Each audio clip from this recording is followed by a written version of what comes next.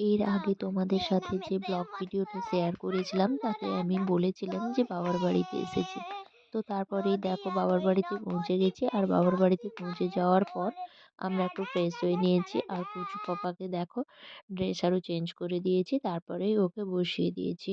আর বসিয়ে দেওয়ার পরই দেখো ও মোটামুটি খেলতে লেগে গেছে। আর পাশে ছিল আমার দিদির ছেলে বসেছিল, ও সে বসে আর আমি খাটের উপর বসেছিলাম, ওখানে বসে খেলতে বসে পড়েছি। তো তখন কিন্তু এমন একটা ঠান্ডা ছিল না, এটা বেশ কিছুদিন আগেরই ভিডিও। তো এই যে দেখো, তারপরে আমাদের এখানে চা খাওয়া হচ্ছে সকালবেলা, যে বসে চা খাওয়া হচ্ছে, এখনো বিছানাতে কিছুজন বসছে, নিচে কিছুজন বসছে, সবাই মিলে চা খাচ্ছি আর বসেছি। এই যে দেখো, জানো তো, যখন বাবার বাড়ি থেকে চলে আসি তো তখন সকালে এই যে সবাই মিলে একসাথে বসে চা খাওয়া, এই জিনিসটাকে খুব মিস করি।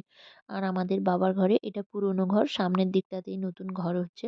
তো তারপরে চাটা খেয়ে ওদের কাছে আমার কুচু বাবা খেলছিল, খেলাধুলা করছিল, আর আমি চলে গেছিলাম ওদিকে কাপড় চোপড়গুলো কাচতে। তো জানো তো আমাদের মেয়েদেরই যেখানে যাই না কেন, আর তার উপরে ছোট বাচ্চা যেহেতু আছে, তো তার জন্যে কাপড় চোপড় অনেকটাই বেরিয়ে পড়ে। আর আমার মায়ের সময় হয়ে ওঠে না সবকিছু কাজকর্ম সামলে উঠে, আমরা এতজন আছি, সবার রান্না বান্না খাওয়া দাওয়া সবকিছু সামলে উঠে কাপড়গুলো কেচে দেওয়ার। তবে যখন যেরকম সুযোগ পান আমাকে বলেন রেখে দিতে কাপড়গুলো, আমি ধুয়ে দিব। কিন্তু আমার খুব খারাপ লাগে যখন দেখি যে মা সারাদিন এত পরিশ্রম করার পরও আমাকে বলছে কাপড়গুলো রেখে দিতে, কেচে দিবেন। তো তাই জন্য আমি সুযোগ বুঝে কাপড়গুলো কেচেই নিয়ে এলাম। তো এখানে দেখো বাবার ঘরে যে ঘর উঠেছে এখনো ছাদটা পড়েনি, তো ওইখানে যে মানে রডগুলো বের করা ছিল ওইগুলোর উপরে কাপড়গুলো মিলে দিচ্ছি, যাতে করে কাপড়গুলো না খুব তাড়াতাড়ি শুকিয়ে যায়। আর এমনিতেও যাওয়ার পর খুব একটা রোদ ছিল না, মেঘলা মেঘলা রোদ ছিল। তো কাপড়গুলো তো শুকতে বেশ খানিকটা দেরি হবে, তো তাই জন্যে কাপড়টাকে মিলে শুকানোর চেষ্টা করছিলাম যত তাড়াতাড়ি সম্ভব হয় শুকোনো।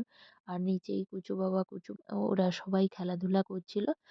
খানিকক্ষণ আগেই কচু বাবা একটু ঘুমিয়ে পড়েছে দোলনাতে।